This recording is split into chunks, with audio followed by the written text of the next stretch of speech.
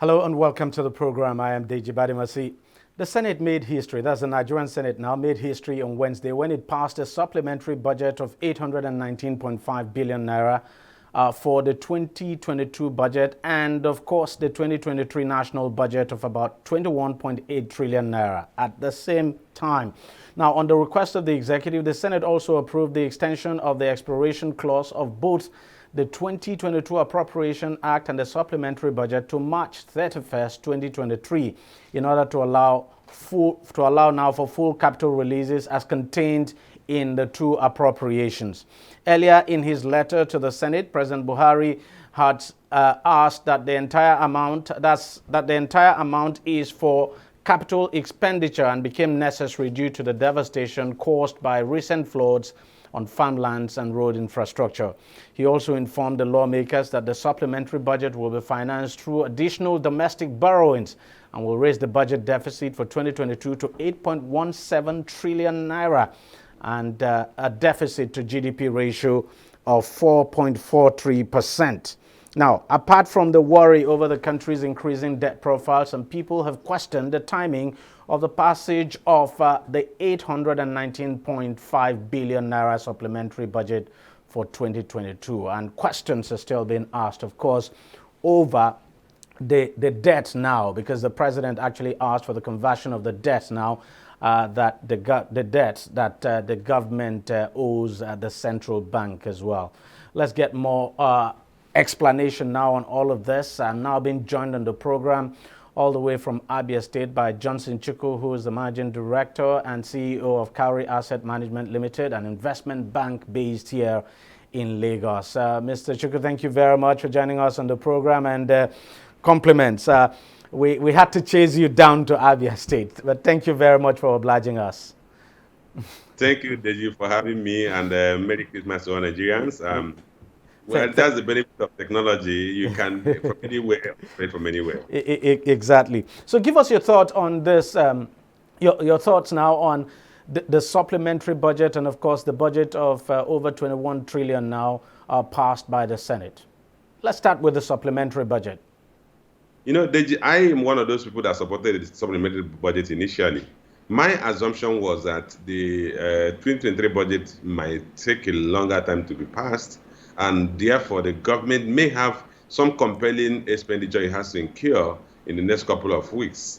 But having witnessing the fact that that supplementary budget was passed at the same time when the 2023 budget was passed, it actually creates room for concern, because the question is, what do you have in that supplementary budget that shouldn't have been embedded in the 2023 budget, given that the 2023 budget has also been passed and was also passed same day?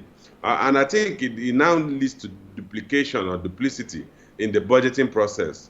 Again, the budget has been passed and ahead of the end of the fiscal year, and then it's left for the president to sign that budget into place so that he will maintain the reputation he has already built as a president who has been implementing the budget January to December. I didn't see any more justification again for extension of that budget. And then if you consider the fact that they are saying, okay, they want to extend the budget so that they can implement more of the capital expenditure. Recall that the government does not have money in the first place. So ability to implement any capital expenditure will be solely dependent on ability to borrow. And if that be the case, is that the reason why we should now extend the life of a budget that we don't even have the funding to implement additional projects? So we have to go to the market to seek for that funding to implement the existing budget. Why don't we just, as a matter of fact, have brought in those components that we're not implementing into the 2023 budget that has been passed into law, sign it into law, and let's start the implementation from January 1st. Yeah, I mean, and that's a very good point. But let's talk about this, the supplementary budget further now, because the bulk of the money, of course, everything is coming from domestic borrowings. And you look at the amount of money we spend on debt servicing, according to the document now submitted by the president, that, look, this new borrowing will push the deficit, the budget deficit for 2022 to around 8 point something, is it 8 point something trillion now? How disturbing is that? Because, you know, it's one thing to borrow, but it's a different thing to pay back. And just as you have said, we all know what the issue is with revenue in this country. Deji, you don't actually have a concern about the way we have been accumulating debt at the national level. And particularly because the government is not known to be one of the most efficient users of financial resources. In terms of value for money, the government has not proven to be among those entities that can create the best value or extract the best value for money for its expenditure. So when we now borrow to implement capital projects that could ordinarily more efficiently and cost effectively be implemented by the private sector, it gives me concerns. Because like you rightly pointed that if you have a budget deficit of 8 trillion naira, that is going to be funded from somewhere. You talk of domestic borrowing could also extend to send borrowing from the central bank. When the federal government continues to borrow from the central bank by ways and means, it has multiplier negative impact on the economy in terms of one, inflationary effect, because it leads to liquidity surfeit.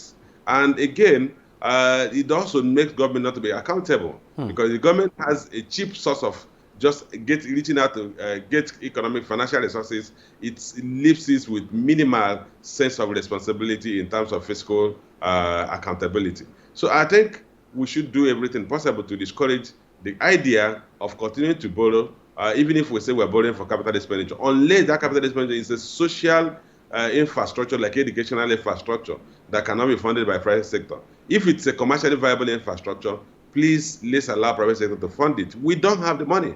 We're not funded from budgetary revenue. We're funded from borrowing. And if we give that same project to the private sector to borrow and fund, they will fund them at a cheaper cost and they will deliver them at a shorter time.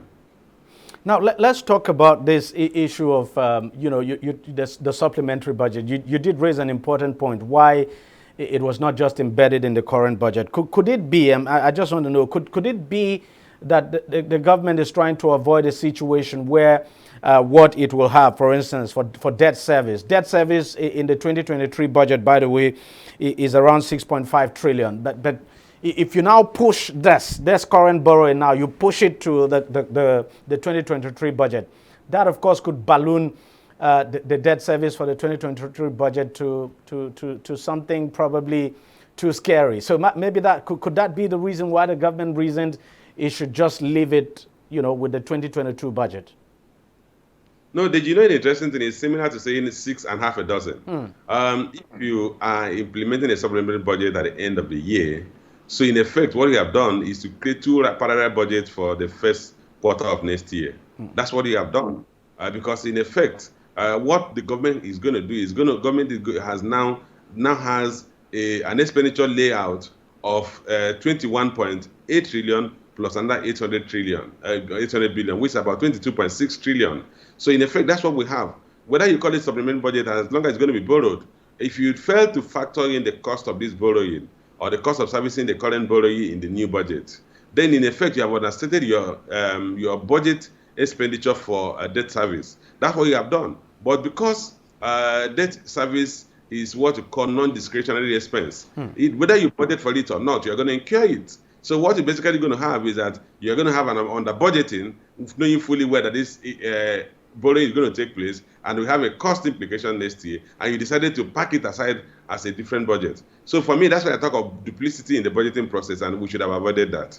Let's talk about the 2023 budget. Benchmark, the oil benchmark price, the senators raised it from $70 to $75. And of course, the oil production benchmark, 1.69 million barrels per day. Then the exchange rate, official, 4.35. What do you make of those benchmarks? Well, let's start from the budgeted benchmark price of $75. I think that's feasible, given what's going in the global environment. Of course, the Western countries are trying to cap the price of Russian oil. Russia said they are not going to supply crude at the cap price. What that means is that there will be demand for crude outside Russia, and Russia will find markets in India and China. So eventually, that policy decision by the Western economies will keep crude prices high.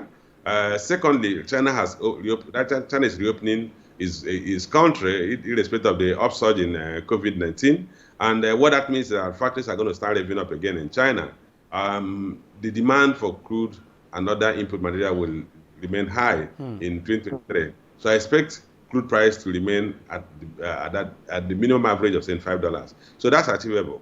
Then the budgeted crude production volume of 1.69 or 1.67. That I think might be ambitious, given where we are, given that the critical issues have not been resolved. The gunboat strategy will not solve the problem of the Niger Delta.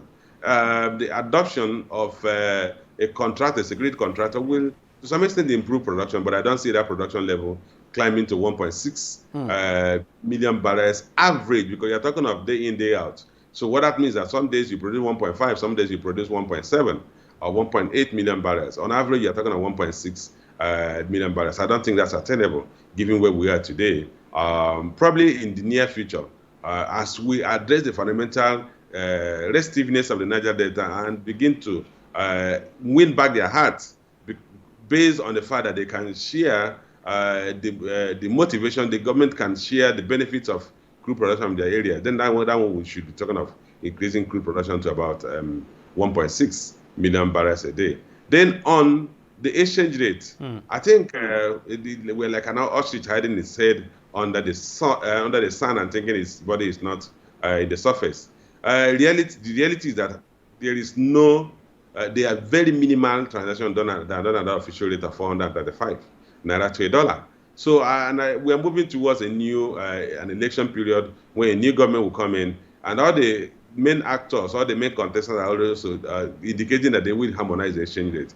So applying a 435 naira to $1 for the exchange rate, which is nowhere in the market, for me, is at best a perfectory activity, and therefore creates some problems in the fiscal space. Because one, you are going to be converting process of oil sales at 435, which means you are going to be under delivering distribution to the 3 tiers of government, who are actually incurring expenses at equivalent of 720 or 750 naira to $1. So it's some of the things that we need to agree on.